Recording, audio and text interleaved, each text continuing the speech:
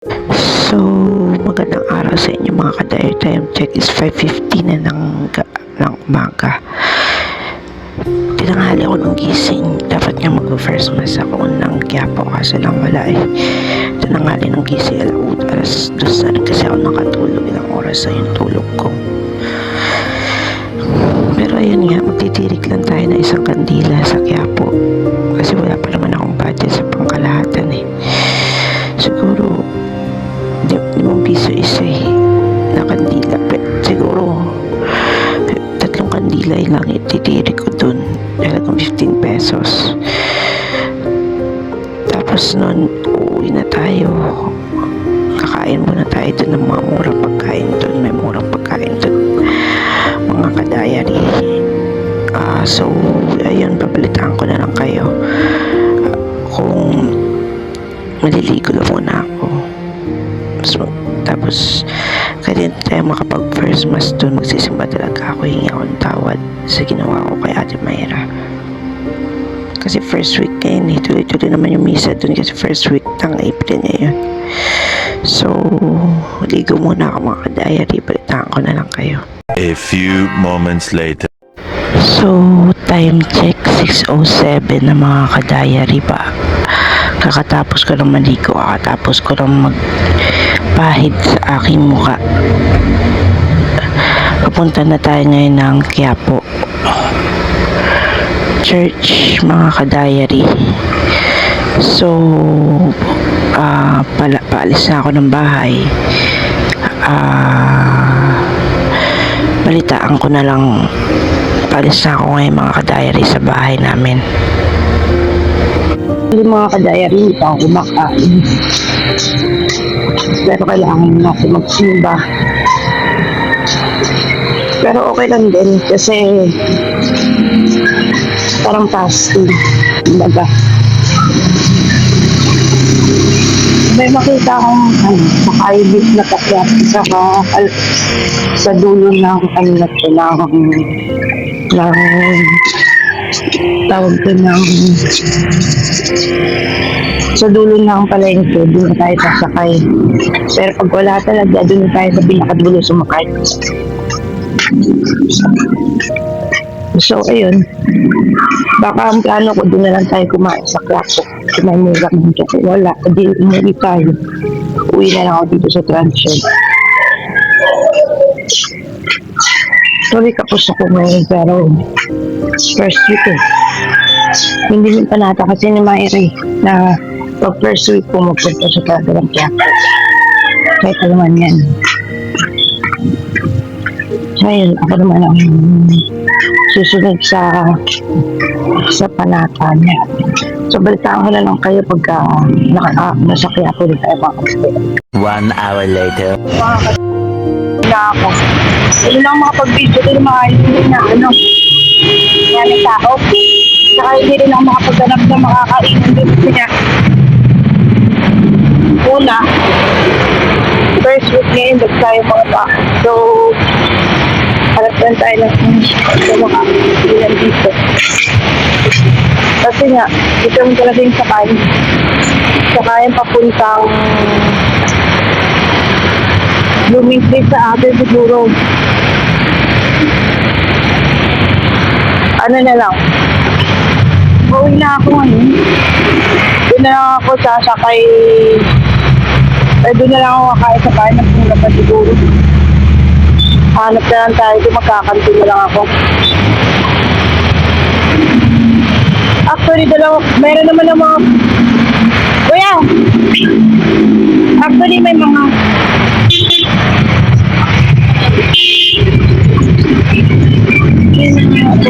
sa mga tuloy. At bilang-bilang ko yung mga dun sa kaya. So, yun na lang po sa mga hindi sila magpagkita doon sa inang base lang. Balitaan ko na lang kayo sa area na malapit sa football. Tapos na ako mga sa tubig. Daming tao, dami din ang matay. Mga iboto ko. So, ayun, mga puro mga rescue, mga ganyan. Actually, mga kagaya rin. Ganyan ko talaga yung galawan sa pag-rescue ng yako. Hindi na nga ako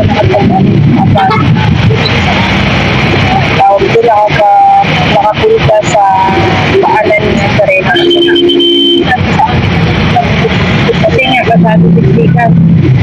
At may lulabutom na ako, baka may padala ako sa gutom ko. Kaya ginawa ko, umuwi na lang ako. Kasi, di ba nawala? Para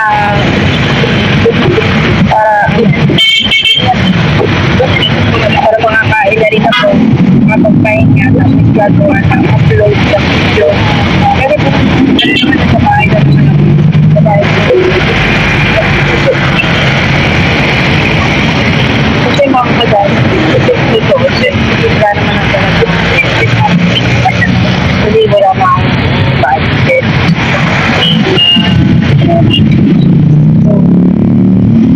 Hindi na lang kain sa tayo. Hindi na kumain ako sa tapos wala sila kahit kami dahil sa kapagpapang sila ng siguro.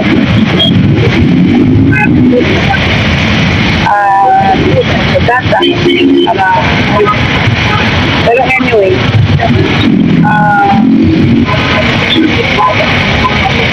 kuya bayad ko Uncle John's lang.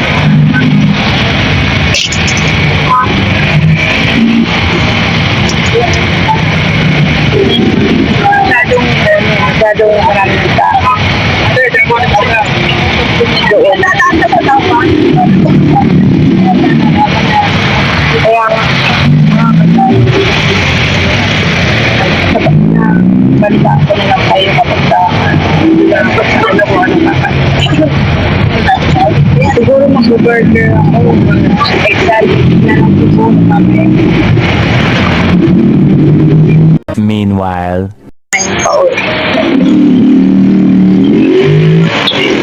sa bahay. Naligaw pa nga ako, mali yung nakapuntin. Kaya tumagaling biyahe ko. Ayun, napaiyak ako ng oras rin sa simbahan. Kasi nga, binigay nga talaga, ang totoo niya mga kadayan. Sa akin naman. Binigay talaga ni God kay Nazareno si Myra. Si Myra kasi mga kadayan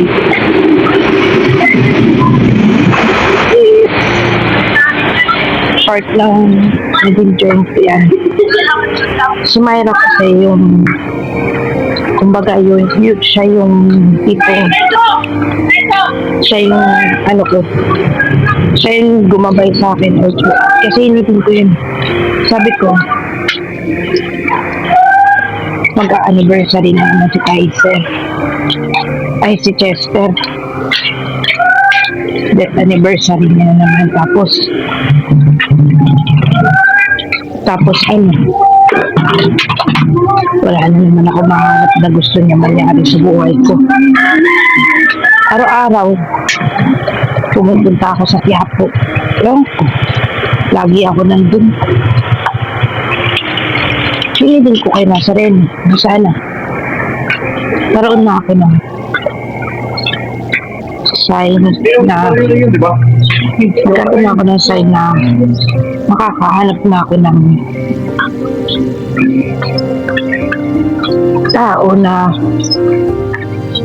magbibigay sa akin ng magagabay sa akin. Sa kakapunta ko, kakapanik ko doon, kakahingi ko ng sign. Dumating na si Nanay Flora. Si Nanay Flora, mga kadayari, yan yung inalagaan namin ng isang kagawad doon na wala namang ginawa, kundi pinabala lang ako doon. Na kung saan ako mismo hands-on doon. pinakilala ako ng kagawad na yun kay Myra. Tapos, si Myra, siya yung nag-declare mismo sa health center ng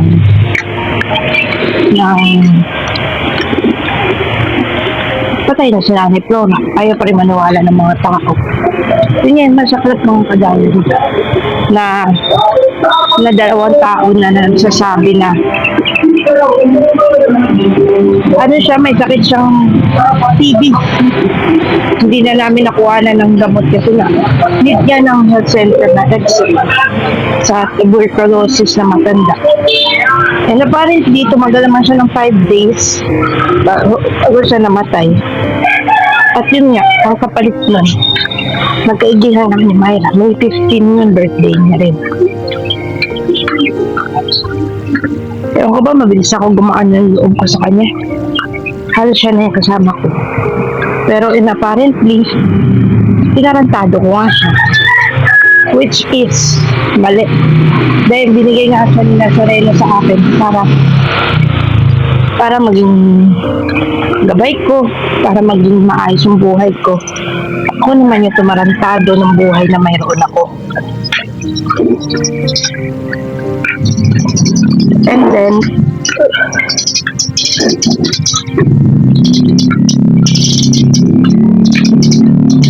yung nangyari sa amin kasi, kanina, ang aim ko talaga is makapasok doon sa mismo simbahan. Luluhod ako, hihingi ako ng tawad kay Nazareno. Dahil binigay niya sa akin yung taong yun. Tapos, pinalangliya ako naman yung tao na sobrang bait sa akin ng taong yun.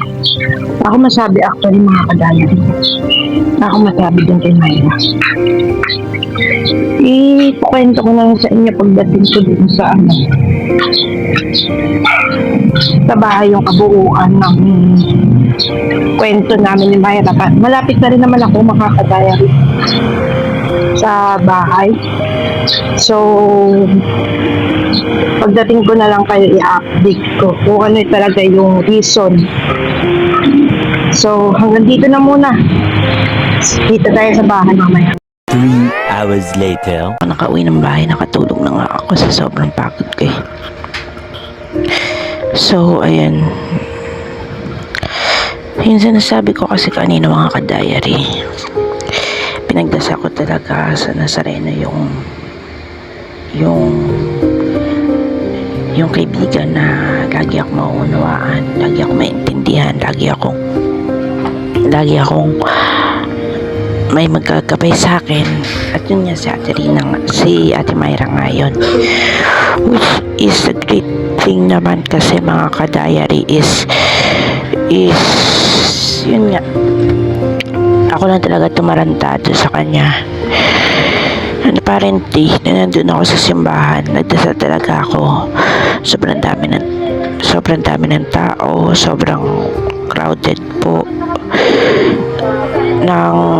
Sobrang crowded ng tao doon kasi nga first week talaga tuloy yung misa, tapos di mahulugan ng karayom yung mga tao doon.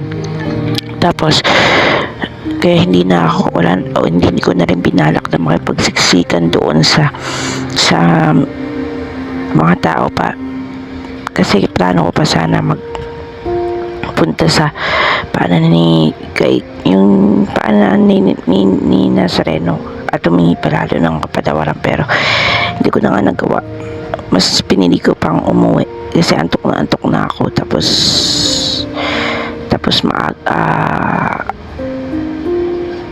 sobrang antok ako.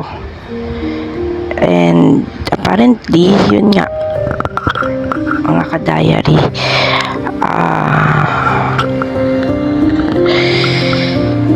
isa na naman hinilig ko eh.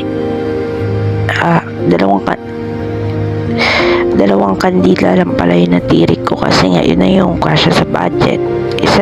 Dalawa na naman yung kahilingin ko na mapatawad sana ako ni Ate Myra, maayos kami, yung ganun na mga kahilingan.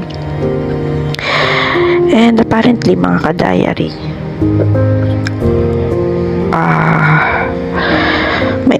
actually hindi ako nakapag-video kasi nga ang daming tao puso snatching dun, pero nakakuha naman ako ng mga litrato na doon. Ayun, nagpapasalamat din ako kasi nakapunta rin ako sa wakas. Nakahingi ako ng tawad kay Nazareno.